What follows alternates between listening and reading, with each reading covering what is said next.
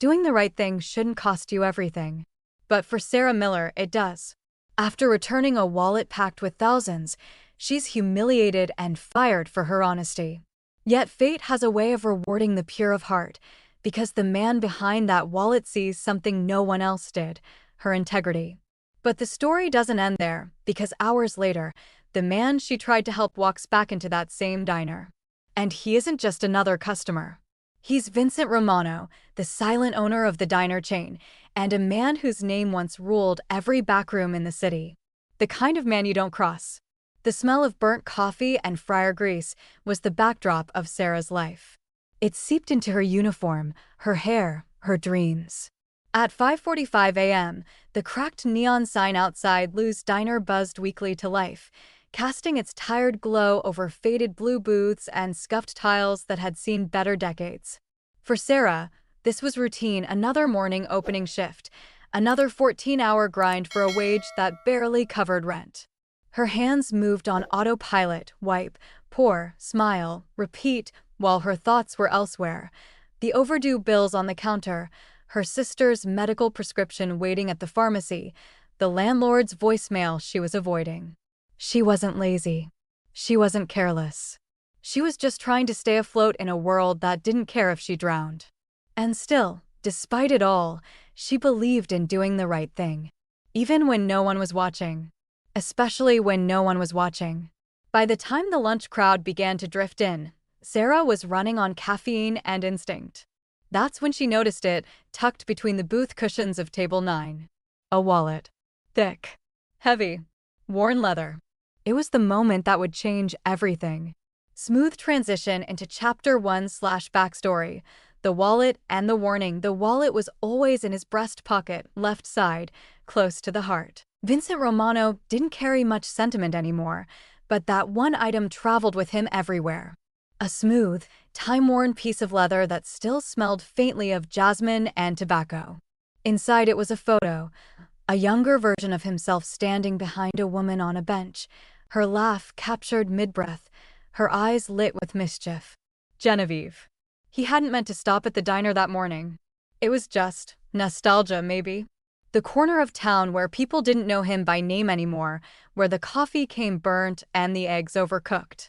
He wore his tailored navy suit but left the cufflinks behind, letting himself blend into the background. No bodyguards. No name. No past. Booth 6 had been empty when he arrived. Same spot he used to sit back when the place was called Lou's Luncheonette. Back before the chain, before the investments, before legitimacy had replaced the roar of backrooms and whispers in alleyways. Now it was all paper, stocks, meetings, official fronts, and legal shields. But here, the ghost still knew him. Vincent had watched the diner with quiet, calculating eyes. The cook was too slow on the grill, the dishwasher too young to keep up with the lunch rush. But the girl, Sarah, she moved like someone who didn't have time to complain. There was something in her silence, in the way she caught the falling silverware without blinking, that struck him. That was a person who'd learned to suffer in silence. She served him a black coffee. No cream, no fuss. He nodded once, and she gave a tired smile, just enough to acknowledge him without begging for tips. A flicker of her life flashed across her features: debt, responsibility, maybe grief. Vincent saw it. He always saw it. The wallet must have slipped from his jacket when he stood. He hadn't noticed, not until he was halfway across town, in a small bookstore on 6th. He reached for it instinctively, ready to pay in cash like he always did. His chest hollowed when his fingers met empty fabric. For a man like Vincent, losing that wallet wasn't just about the money. Genevieve had been gone 12 years. Shot during a carjacking, wrong time, wrong block, wrong city. Vincent had enemies back then. Still did, but they were quieter now. The photo was all he had left of her that wasn't tainted by blood or bitterness. It was the one thing he swore no one would ever take from him. He didn't panic, not visibly. But his driver, Nico, noticed the change in his voice, the flatness behind the order. Turn around. We're going back to Lou's. Then quieter. Booth 6. Keep it empty. As they rolled back through the city's veins, Vincent tapped his fingers against his knee. The weight of the wallet's absence gnawed at him. It wasn't about the $8,000. He wouldn't blink twice at burning that much to light a cigar. But the photo? That was war-worthy. Nico glanced at him in the mirror. There was some kind of scene after we left, he said carefully. A waitress got fired. Something about a wallet. Vincent's eyes narrowed. Say that again. Some guy outside on break was talking about it. Manager accused her of stealing. Said she pocketed a customer's wallet, fired her in front of everyone. Vincent leaned back, breath silent and slow. There it was. The spark. This wasn't a loss. This was a test. They arrived at the diner in late afternoon. Quiet between rushes, half the booths empty, the neon sign still flickering. Vincent stepped out, straightening his jacket with slow precision. His face was unreadable. Calm, collected, but the storm had begun. He entered through the main door like any customer. A pink-haired waitress gave him a distracted nod. Greg was at the counter, boasting about catching a thief to an unimpressed fry cook. Vincent didn't interrupt. He just watched, absorbing the flavor of the lie. Greg didn't recognize him, at least not yet. Why would he? The owner's name wasn't on the wall. Romano kept his empire quiet, buried in shell corporations and middlemen. But he could tell this man was the type who craved credit for doing nothing and power over people already beneath him. Vincent hated men like that. Excuse me, Vincent said, approaching casually. Greg turned, already puffing his chest, eyes glancing over the expensive suit. Yes, sir. Welcome back. Was everything all right earlier? Vincent's smile didn't reach his eyes. I think I left something behind. A wallet. Leather. Sentimental. Greg's face twitched. That. Yes. Bit of a situation with that, actually. Vincent said nothing. Just stared. Greg filled the silence like a fool. Caught one of the girls trying to keep it. Fired her, of course. Can't have thieves in this place, no matter how sweet they act. Vincent's jaw ticked once, just barely. Did you see her take it? Not directly. But I have instincts. You know how it is. No, Vincent said. I don't. Greg shifted, sensing something shift in the air. Look, he said, lowering his voice. She had it in her apron. We have security footage. You want to see? Vincent nodded once. Show me. Inside the cramped office, Greg fumbled with the controls. The screen flickered with grainy footage, time-stamped and silent. There was Sarah, clearing booth 9. She reached down, pulled out the wallet. Paused. Looked toward the office. Greg hit pause too early, eager. See? Vincent didn't respond. He watched the rest of the footage, silent. Sarah moved through the diner with the wallet still in her pocket, serving, working, smiling at a toddler. Then she vanished into the break room. Greg smirked. That's where she was counting the cash.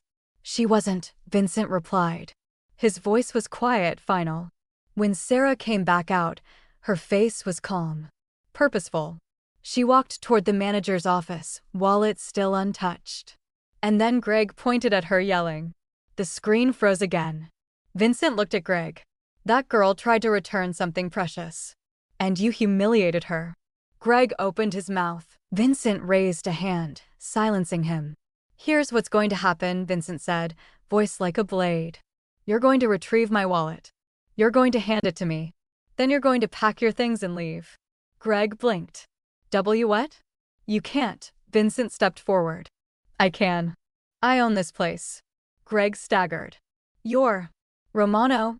Vincent didn't answer. He didn't have to. Back at the counter, the staff and diners froze as Greg was escorted out, face pale, dignity shredded. Vincent took the wallet with careful fingers, opened it gently. The photo was still there. Genevieve's smile met his eyes, still safe. He exhaled once. To the pink-haired waitress, he asked, Do you have an address on file for Sarah Miller? She nodded quickly. I need it, he said. And if anyone sees her again, you treat her like royalty. The girl nodded, stunned. Outside, the evening sun dipped below the buildings. Vincent stood by the car, wallet tucked back against his heart. Nico opened the door. Back to the office? Vincent shook his head. No. First, I owe someone a visit. Vincent didn't show his face in places like this anymore. Not unless there was a reason, and now he had one. The diner looked smaller at dusk, its yellowed windows throwing tired light onto cracked sidewalks. A truck passed behind him, its engine rattling like a dying smoker's cough, and he slipped inside unnoticed. Just another suit in the off-hours haze. This time, he didn't walk in like an owner. He played it cool, like a man who might have left his credit card, nothing more. The girl behind the counter didn't even glance up from her phone. She wouldn't have known his name unless it was printed on her paycheck, and even then, it wouldn't mean anything. Vincent preferred it that way. Greg stood behind the register, performing his authority like a bad actor in a school play. He was rearranging sugar packets, scolding a busboy, and telling a story too loudly to no one in particular. Caught her red-handed, Greg said, grinning, wallet stuffed with hundreds right in her apron. Thought I wouldn't notice. He laughed, shaking his head. No tears either. Just stared at me like I was the villain. Vincent let the words hang for a moment before stepping closer. "Excuse me," he said smoothly, voice laced with polite disinterest. Greg looked up, eyes assessing the well-cut suit and sharp hair. He smiled like a man trying to impress a stranger with power. "What can I do for you, sir?" "I was here earlier," Vincent said, feigning mild concern. "Booth 9. I think I left something behind." Greg tilted his head, feigning thought. "Wallet?" he asked. "Leather, kind of old school?" Vincent nodded once. "I've had it a long time. Sentimental value, mostly." Greg puffed up like a blowfish. "Good news, we found it. Bad news, had a situation with one of our staff." He lowered his voice and leaned in. "She tried to walk off with it." Vincent kept his face unreadable. "Is that so?" he said, letting the weight of each syllable hang. "Oh yeah," Greg continued, clearly enjoying himself. "Sad, really. She seemed like one of the quiet ones. But I've got instincts for these things." "You saw her take it?" Greg shrugged, defensive now. "Not exactly. But she didn't turn it in either. Kept it on her person. Policies crystal clear." He chuckled again.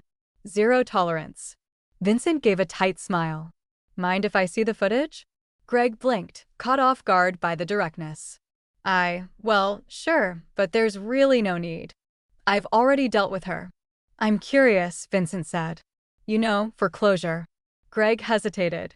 Something shifted in his posture, shoulders stiffer, throat suddenly dry. Vincent didn't press, just let the silence work for him. He knew men like Greg. Their egos collapsed under weightless pressure. "This way," Greg mumbled, leading him into the back hallway past a grease-stained employee's schedule and a wall-mounted corkboard cluttered with faded flyers. The office was small, cluttered, and smelled faintly of onion rings and cheap cologne. A single desk sat against the far wall, stacked with invoices and outdated training manuals. In the corner, a grainy security monitor blinked with 4 static split screens.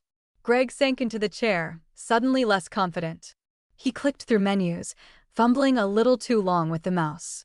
Again, you'll see she had it on her the whole time."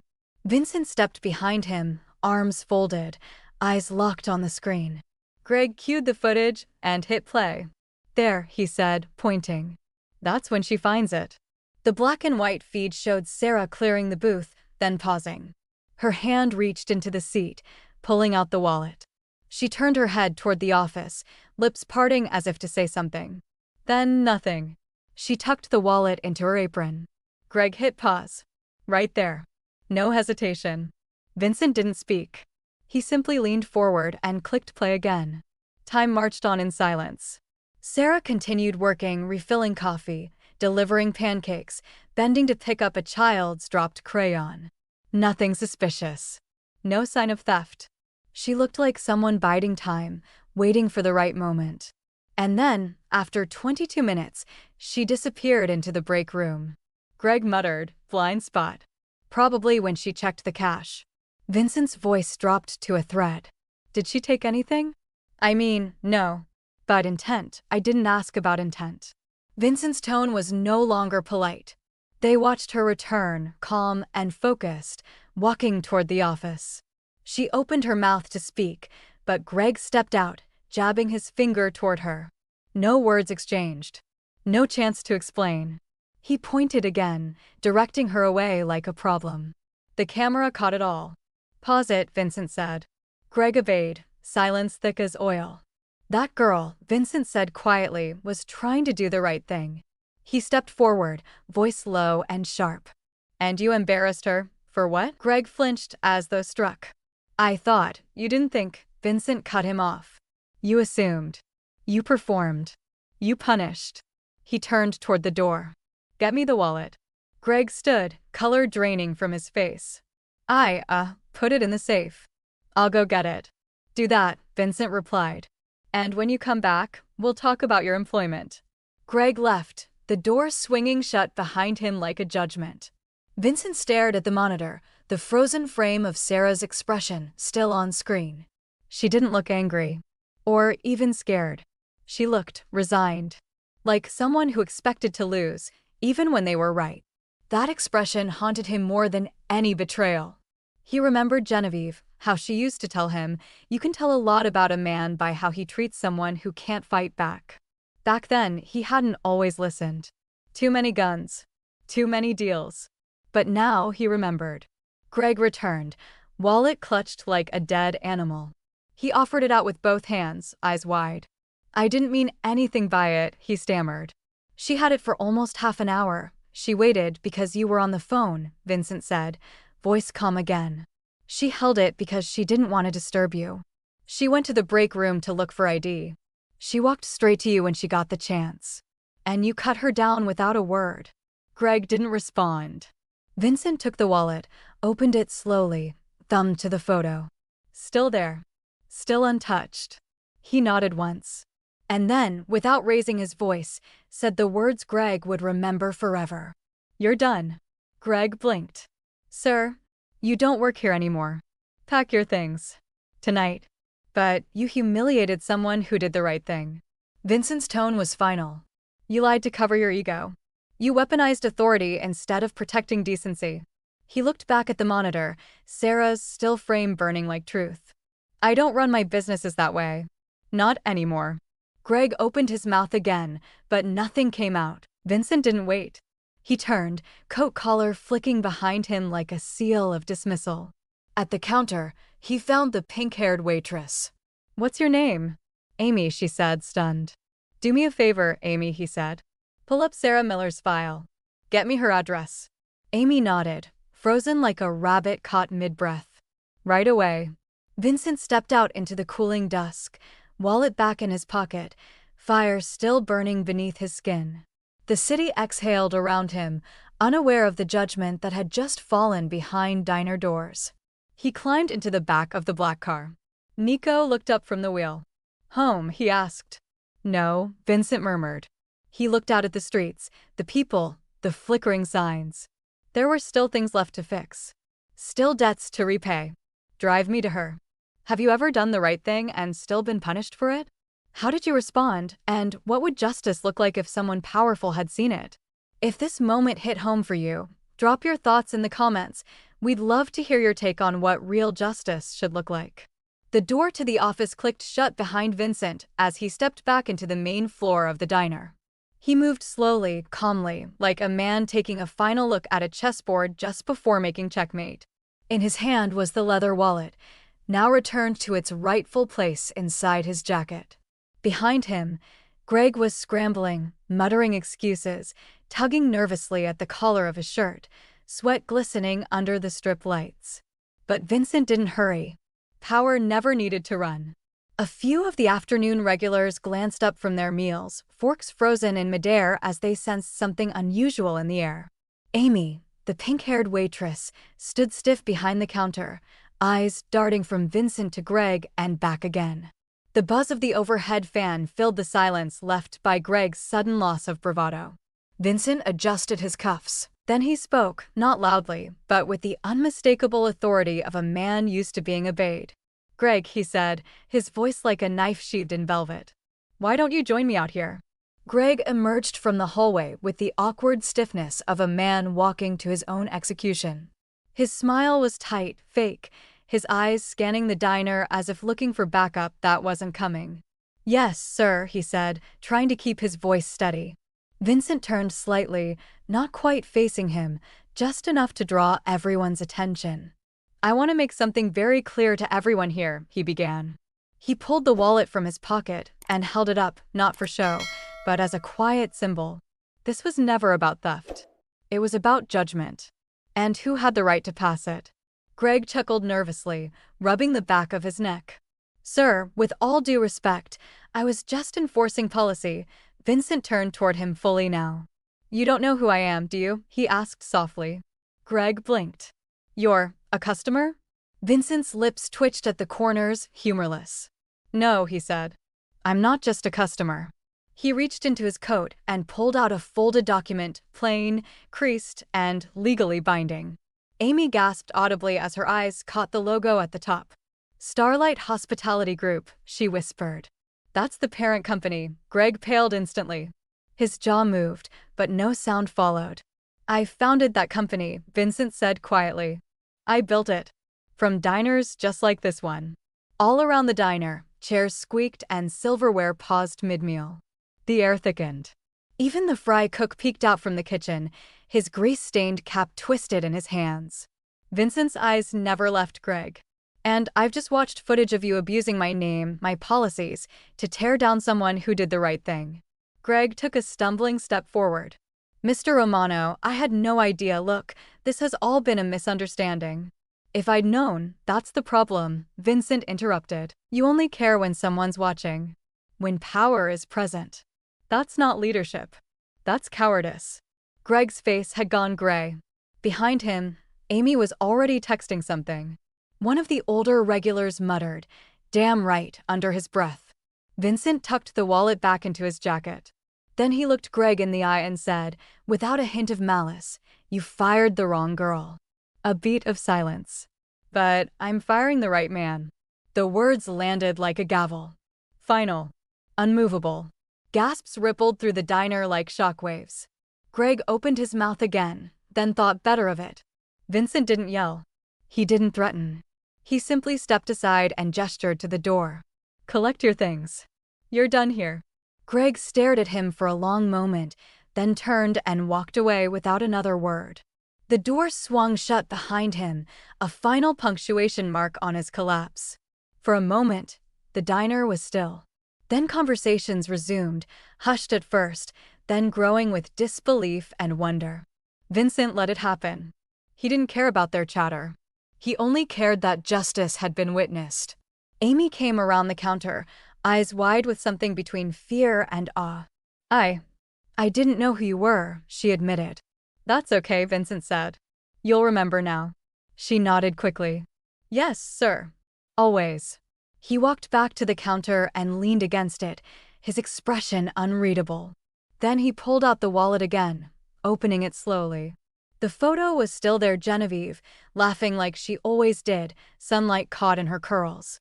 He stared at it for a beat longer than necessary. Then he folded it shut with reverence. "Sir?" Amy asked hesitantly. Vincent looked up. "Do you have Sarah Miller's file?" Amy blinked. "Her file?" Yes, we do." "Good," Vincent said.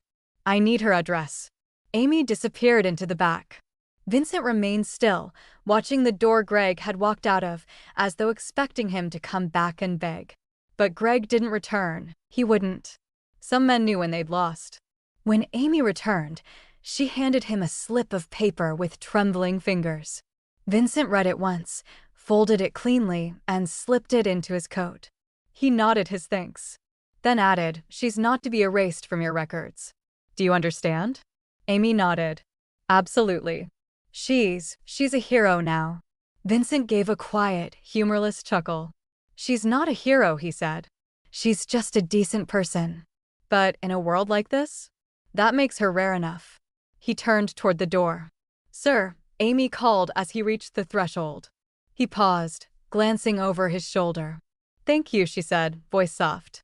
"For standing up for her." Vincent nodded once, sharply. "Don't thank me yet." The late sun hit his face as he stepped outside, and for a moment, he closed his eyes against the burn.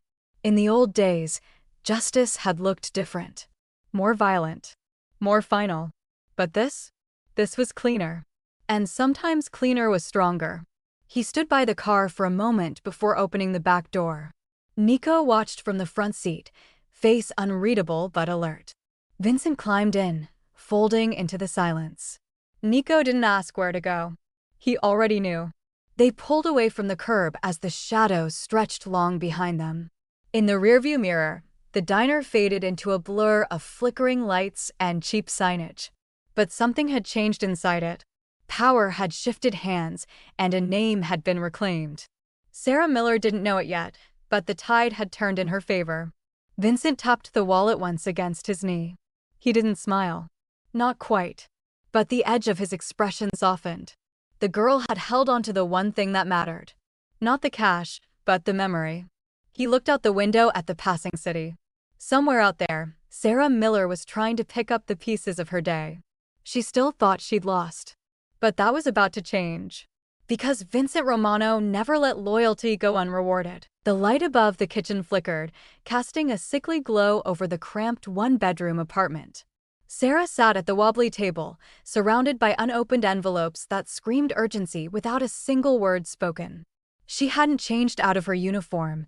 Her apron still smelled like grease and burnt toast, a reminder of the humiliation that clung to her like a second skin.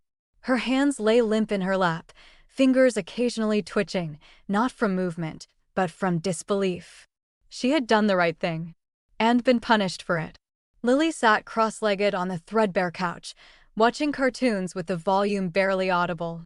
She was only 15, but the shadows under her eyes told stories that no child should carry.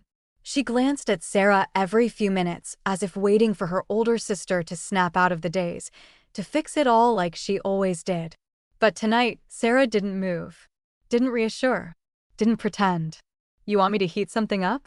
Lily offered, hopeful but soft. Sarah shook her head, the motion more reflex than answer. "No appetite," she murmured. There was a pause. "Did they give you your last check?" A bitter laugh escaped before Sarah could stop it. "Nope. Just gave me the door." Her voice cracked. She cleared it quickly, as if she could swallow the shame back down. Greg hadn't even let her explain.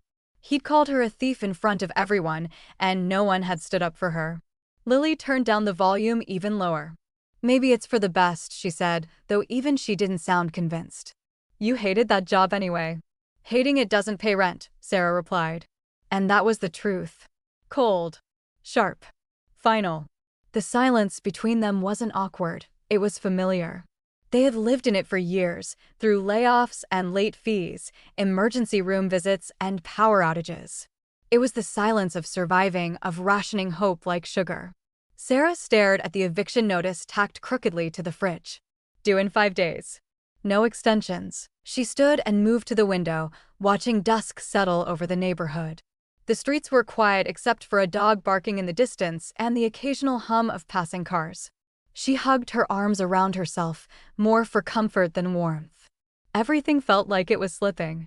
And this time, she didn't know how to catch it. A sudden knock at the door jolted both sisters. Not a soft neighborly tap, but firm. Rhythmic. 3 short raps, deliberate and calm. Sarah's stomach twisted instantly. "Landlord," Lily whispered, alarm rising in her voice. "No. He usually shouts," Sarah replied, already crossing the floor with hesitant steps. She didn't like this. Not at all. She peered through the peephole and froze. A man in a navy suit stood there, silver hair slicked back, his hands clasped in front of him like he had all the time in the world. It was the man from the diner. "Lily," Sarah whispered. "What?" "Go to the bedroom. Now." Lily hesitated, reading something serious in her sister's eyes, then obeyed. Sarah unlocked the door but kept the chain latched. When she cracked it open, her voice came out small. "Can I help you?" Vincent didn't smile. Didn't posture. He simply said, "You're Sarah Miller?" She nodded slowly, dread rising like a tide. "I'm not here to hurt you," he said calmly. "I know you're scared. But I promise, I just want to talk." Sarah blinked. "About what?" Vincent's expression softened just a fraction. "You returned something that mattered to me. And now I'd like to return the favor." The words hit harder than she expected. Still, her fingers hovered at the chain. "I didn't steal it," she said, voice shaking now. I was going to give it to him. I mean, Greg, he was on the phone. Vincent raised a hand gently. I know. I saw the footage. That stopped her. You saw. Every second, he nodded. I saw how you waited. How you served customers. How you walked toward his office with the wallet still in your apron. Sarah felt her knees weaken. She closed the door slowly, unlatched the chain, then opened it wider. Vincent stepped in without hesitation but moved with care, his eyes scanning the apartment without judgment. The cracked linoleum.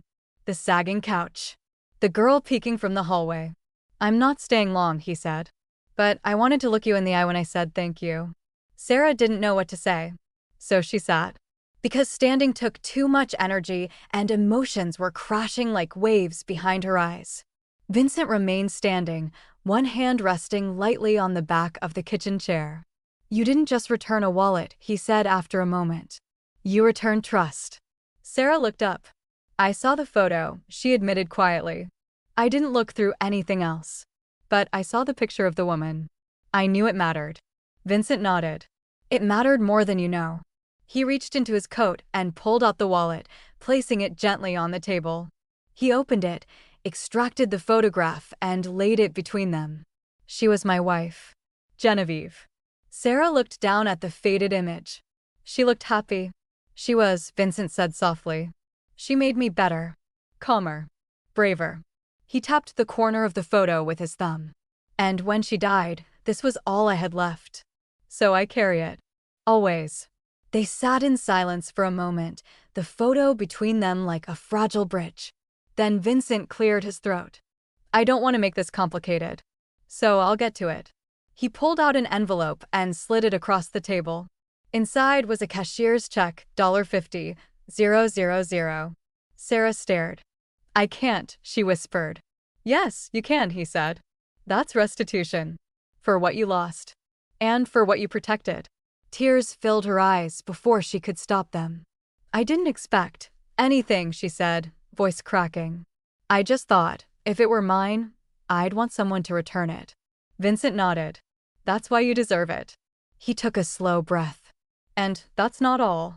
She blinked at him, mascara beginning to run. He placed a second envelope beside the first.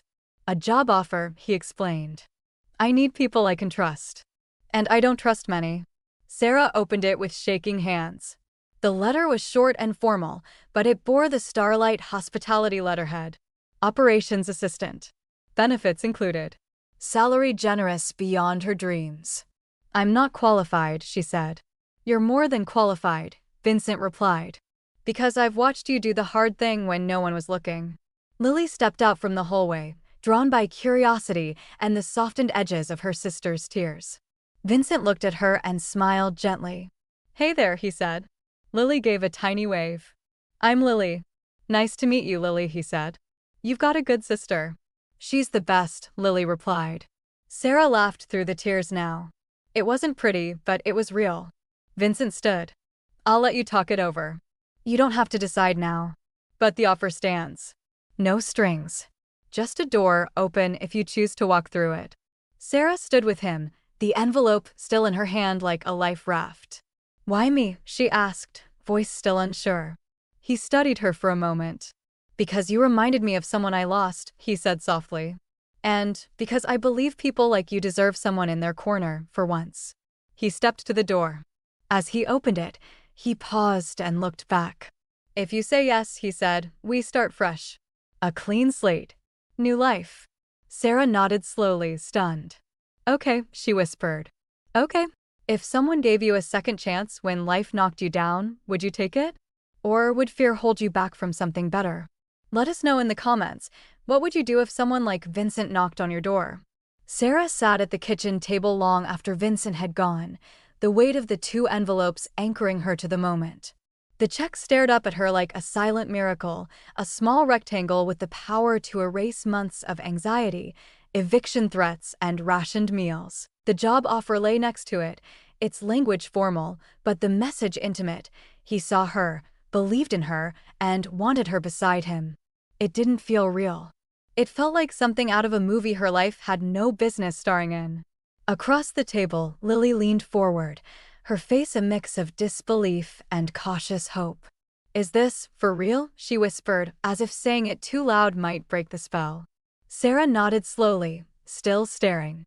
"I think so," she said. "I mean, he was real." "He was scary," Lily added, eyebrows lifting. "But classy scary. Like the kind of man who could ruin someone without raising his voice." Sarah smiled faintly, the image of Vincent's steady eyes and deliberate calm replaying in her mind. "He could," she agreed. "But he didn't ruin me." She turned the check over in her hands, feeling the ridges of the embossed bank stamp. It wasn't just money, it was freedom in paper form. Freedom to catch up, to breathe, to sleep without calculating bills in her dreams. But the second envelope, that was different. That wasn't freedom. It was a door into a world she didn't understand. "I don't get it," Sarah murmured. "Why me? Why not just send the check and walk away?" Lily shrugged. "Maybe he saw something in you." Sarah snorted. "Yeah, like panic and spilled coffee." But something about his words echoed in her chest like footsteps in a quiet hallway. "You did right by me when no one was looking. That's exactly the kind of person I need." He didn't just reward her, he recruited her. Not to wait tables, but to do something bigger, riskier, harder to define. Personal operations coordinator.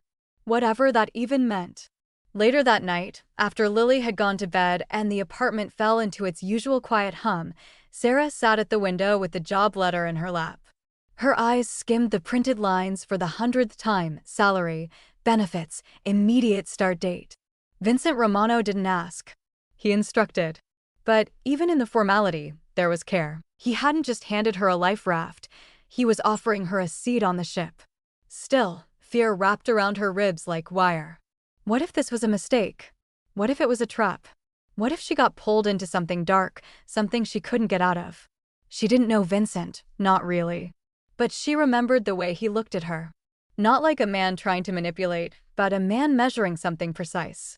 And when he'd said thank you, when he'd shown her that photograph, his hands had trembled. That wasn't acting. That was grief. And trust. The next morning, she wore her best shirt, white, ironed 3 years ago, and borrowed Lily's phone to call the number at the bottom of the letter.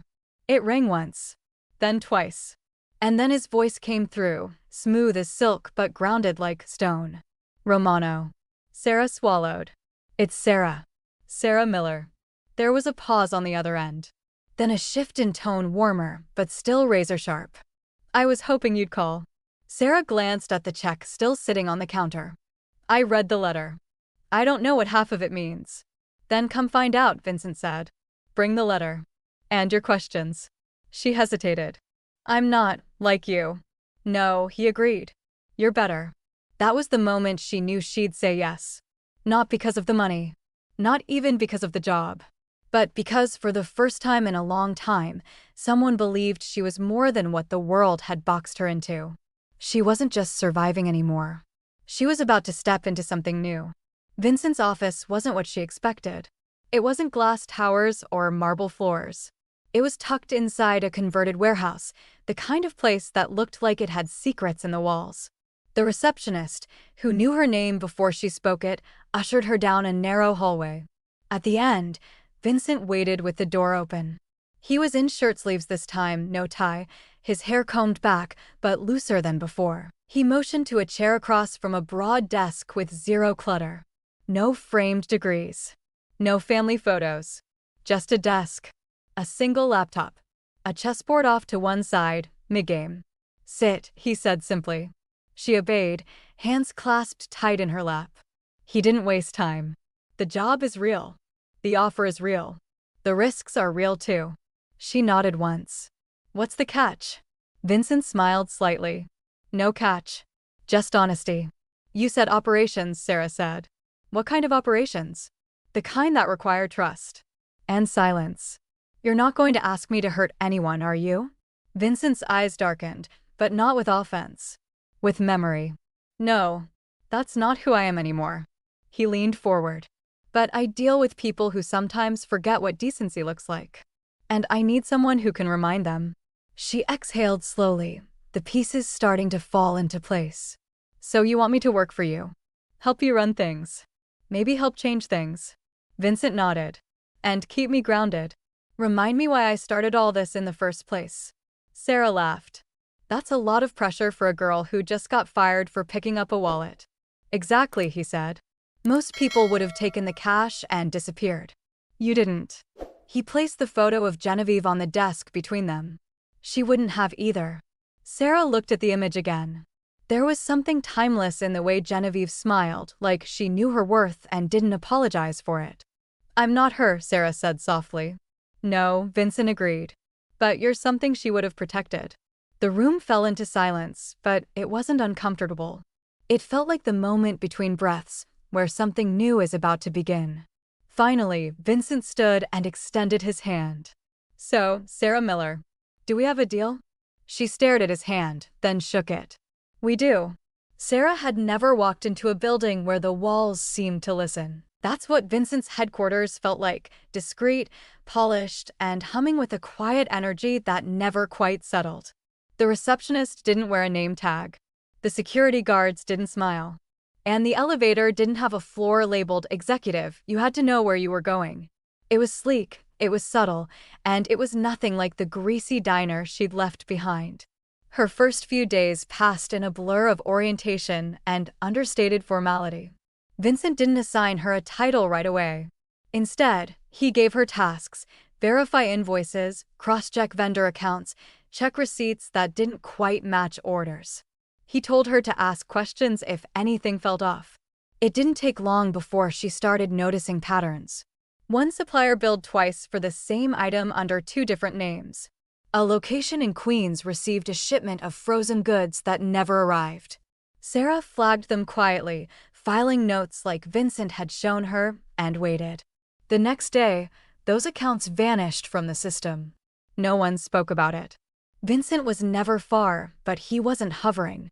He moved through the building like a shadow that everyone noticed, but never obstructed.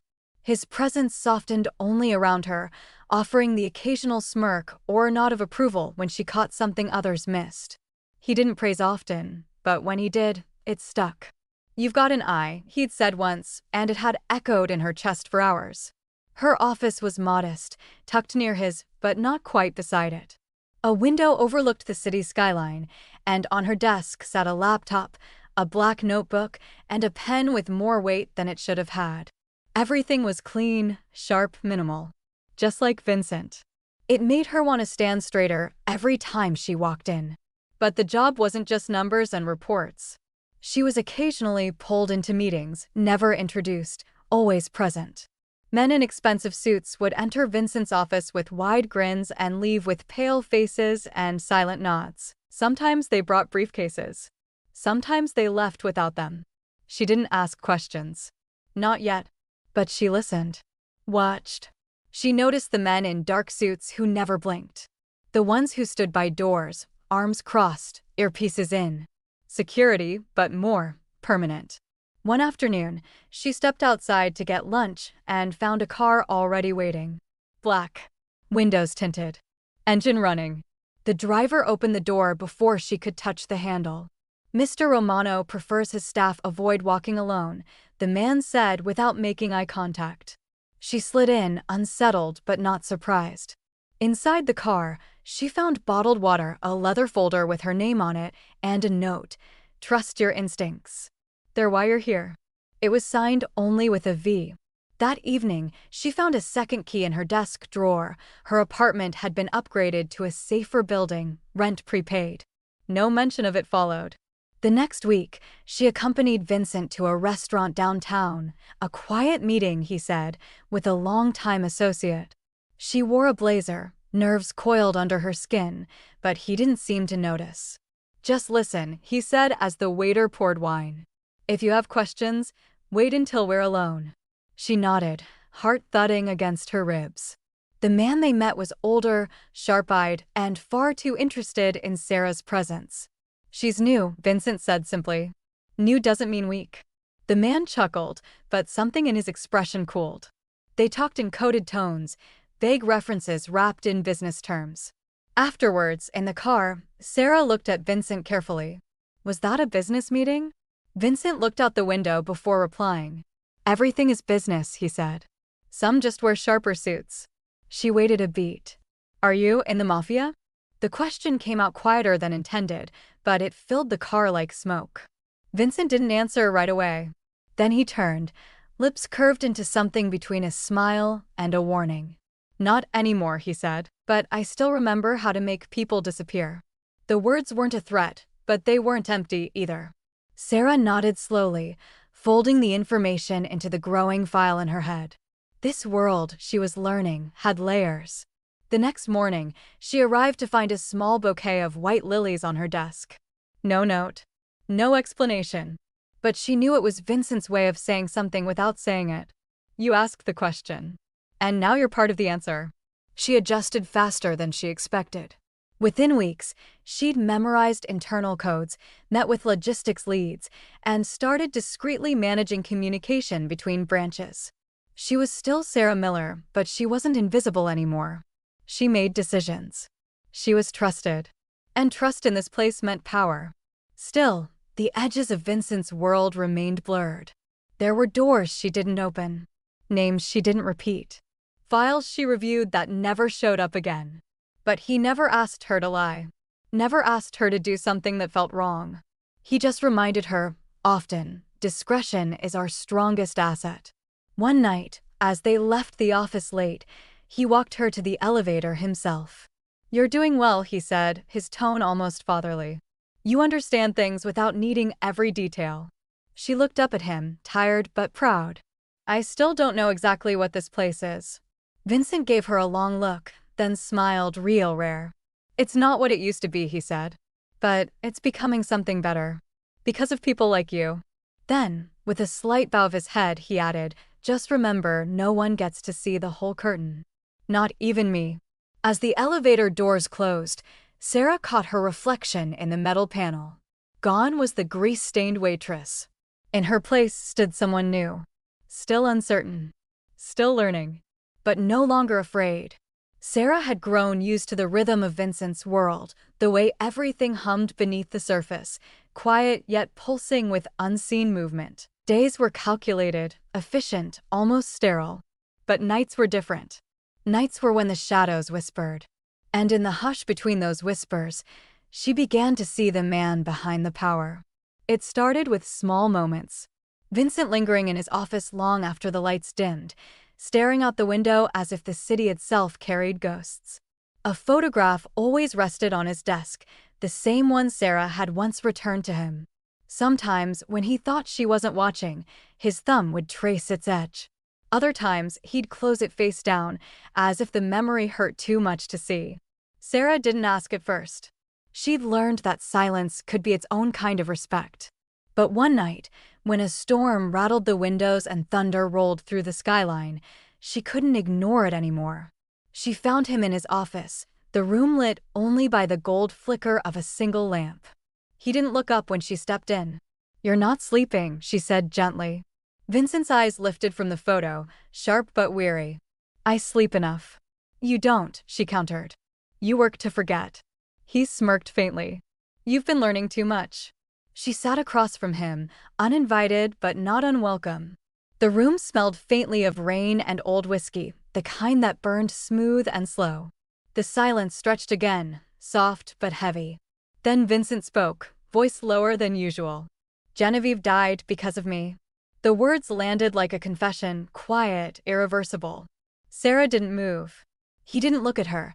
He stared past her, into the dark glass reflecting the city's trembling lights. She was driving home one night, he said. Wrong street. Wrong time.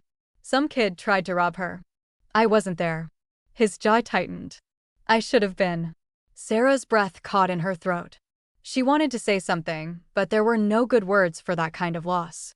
She wasn't part of this life, he continued. She hated it.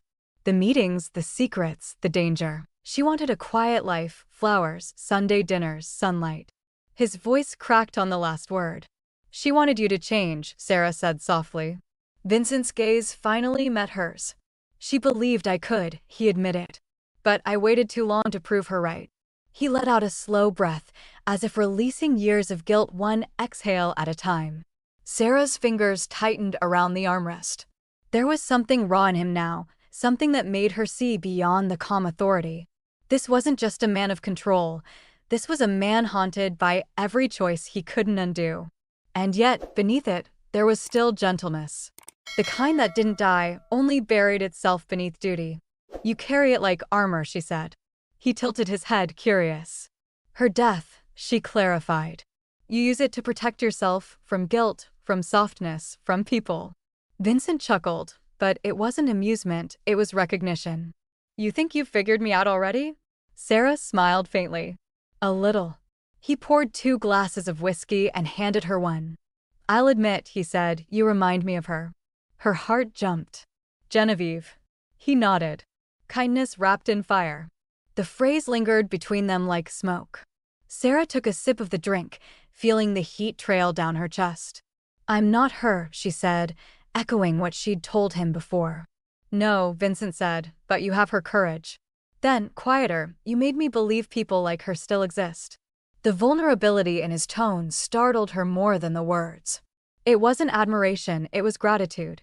For once, he wasn't the man giving orders or doling out wisdom. He was simply human. And Sarah found herself wanting to protect that humanity, even if it scared her. She looked down at her glass. You know, she said, you talk about guilt like it's a shadow that only follows you. But I know that feeling. Vincent leaned back, watching her closely. What are you guilty of, Sarah Miller? Of not being enough, she said simply. She told him about Lily, how she'd become a sister, a mother, and a provider all in one breath. How poverty didn't just take money, it took identity, dignity, the feeling of being seen. She spoke of the nights counting coins under flickering lights, the panic of eviction notices, the constant fear that the world could erase her and no one would notice. Her voice trembled, but she didn't stop. Because for once, someone was listening. Vincent didn't interrupt. He didn't pity her either. He just listened, his eyes steady and his hands folded. When she finished, he said only, "You were invisible because the world prefers its heroes quiet." She swallowed hard. I didn't feel like a hero. I just didn't want to become someone I hated. That's what makes you dangerous, he said. People who refuse to break are unpredictable. They scare the ones who live on control. Sarah met his gaze. You mean like you? Vincent smiled faintly. Exactly like me. The rain outside softened into a whisper, the city breathing slower now. They sat in the afterglow of honesty, 2 people bound by grief and resilience, sitting on opposite ends of the same truth. For the first time, Sarah saw him not as her employer, not even as a savior, but as a man rebuilding his soul piece by piece. And Vincent saw her not as an employee, but as a reflection of everything he'd lost and somehow found again. The silence that followed wasn't empty, it was full. But the peace didn't last. As Sarah left his office that night, she caught something out of the corner of her eye, a figure near the stairwell, too still to be casual. He looked away when she turned, but the feeling stuck like static in her chest. The next morning, her desk drawers were slightly ajar, though she hadn't opened them. And when she asked security about it, they said no one had been in her office. She didn't tell Vincent. Not yet. He had enough ghosts haunting him. But she started keeping her files locked, her eyes sharper. The whispers in the hallway grew quieter when she passed. Not everyone liked the new woman in Vincent Romano's circle. Still, when he saw her the next day, he smiled. Rough night, he asked. She shrugged. Storms always leave something behind. He nodded, like he understood more than she said. Then let's make sure we're ready for what comes next. Have you ever met someone who saw through your armor and made you question what you were protecting in the first place? If this chapter resonated with you, leave a comment sharing what honor and loyalty mean in your world. We'd love to hear your take. Trust was currency in Vincent Romano's world, and someone was trying to bankrupt it.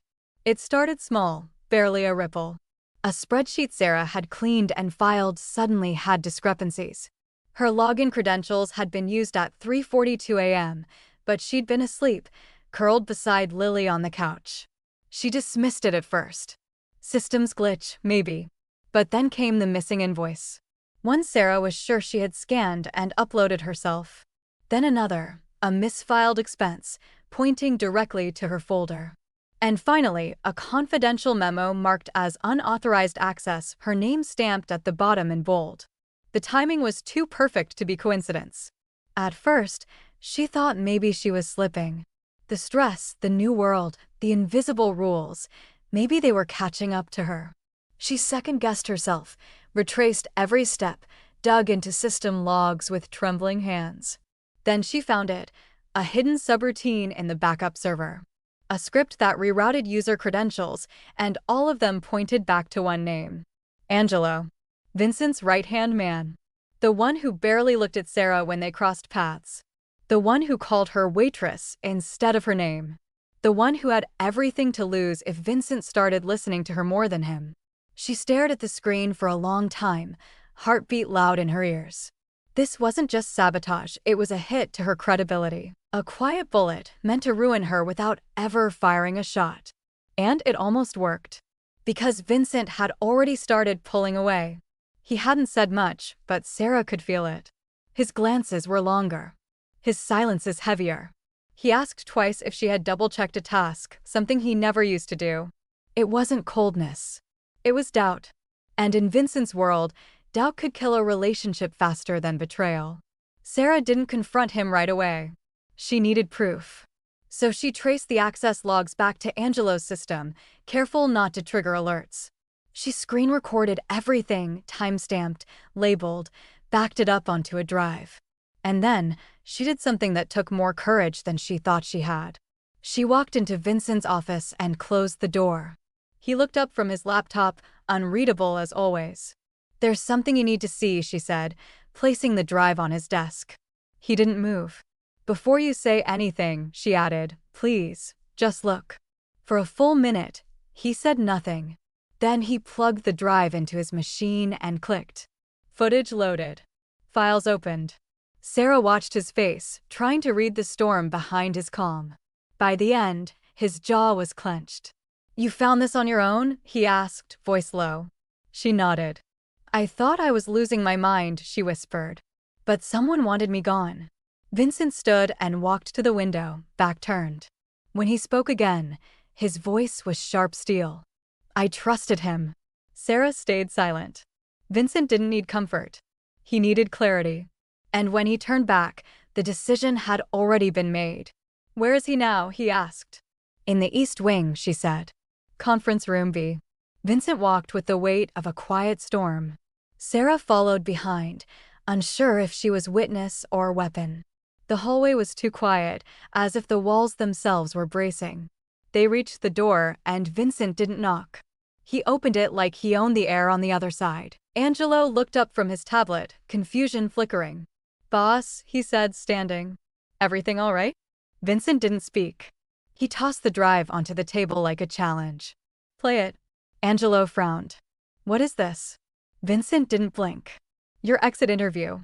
The air snapped like a cable pulled too tight. Angelo hesitated, then reached for the drive. His fingers hovered, realizing too late he'd been cornered. "You set her up," Vincent said. Angelo swallowed. "With respect, she's a distraction. She doesn't belong here." "She belongs more than you," Vincent replied coldly. "You put poison in my house. Thought I wouldn't taste it." He stepped closer. "You thought I'd believe she was like everyone else." "I've been with you for 15 years, Angelo snapped. "And I've seen what happens when you get too soft." "Soft?" Vincent echoed. "You think honor is weakness?" Then, softly but deadly, "She had more honor in her apron than you ever had in your suit." Angelo's mouth opened, but no words came out.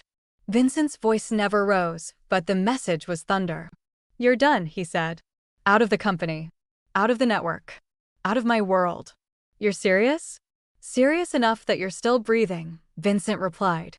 The room emptied around them. Angelo left without another word. Sarah stood still, shaken but standing.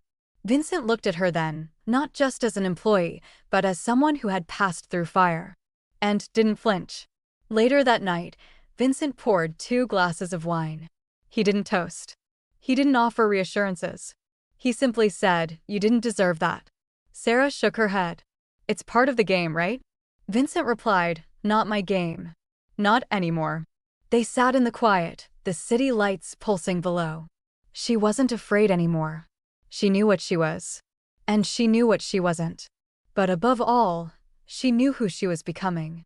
The city moved at its usual pace, loud and restless, but Sarah Miller no longer drifted unseen through it. Now, she walked with purpose, heels echoing down polished floors, her name on schedules and reports, her voice carrying weight in rooms where silence used to swallow her. No one called her Waitress anymore. No one ignored her ideas. And more importantly, no one underestimated her again. Vincent had kept his word. He didn't just give her a title, he gave her autonomy. Sarah now oversaw operations for 8 branches under the Starlight banner, with full authority to reform internal training, hiring standards, and on-site practices. But she didn't use her new role to impress. She used it to repair. The first thing she did was launch a medical relief initiative for hourly staff, emergency funds for prescriptions, family care, and therapy. The second, mandatory leadership training for all management, focused on emotional intelligence and equity. And third, she started a quiet fund named after Vincent Romano, a scholarship for young women working their way through school. Sarah didn't seek headlines. She sought change. Some of the old guard resisted her, grumbled behind closed doors, whispered that she was just a waitress with a favor. But those whispers didn't last long. Because Sarah's systems ran cleaner, her staff turnover dropped, and profits ticked up. And because Vincent, without ever saying it aloud, made it very clear, she's the future. Lily was the first person Sarah moved. Gone was the peeling wall paint and the cold nights of broken heating. Now they lived in a quiet, sun-drenched apartment in a neighborhood where kids actually played outside. Lily had her own room, her own desk, her own chance to breathe.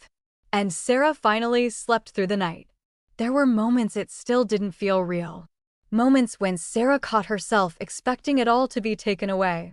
But then she'd hear her name spoken with respect in a meeting, or see a server cry when a medical bill was paid through her program, and she'd remember, she earned this. Not because of a miracle, but because she never gave up when it was hardest to be good.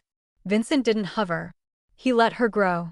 But every now and then, she'd catch him watching from a distance, at a ribbon cutting, a staff dinner, or a quarterly review. Always just far enough to let her stand in her own light, but close enough to step in if the shadow ever returned. His pride didn't need words. People like us, he told her once, don't get second chances. Not unless someone sees us before we disappear. She hadn't responded right away. Just smiled softly, thinking how strange it was to be seen so clearly now when she had once blended into the wallpaper of the world. She hadn't disappeared. She had transformed. 3 months after the Angelo incident, the diner that had started it all reopened after full renovations. The tiles were new, the counters gleamed, and the name above the door now read, Genevieve's Diner, a quiet tribute from Vincent. Sarah walked through the doors the morning it reopened, her heels echoing softly on the freshly polished floor. Everything was brighter. Even the smell of bacon and coffee seemed reborn. She stood behind the counter, not as staff, but as a woman retracing the moment her life had cracked open. The memory of Greg shouting, of eyes judging, of shame burning her skin, it was all there.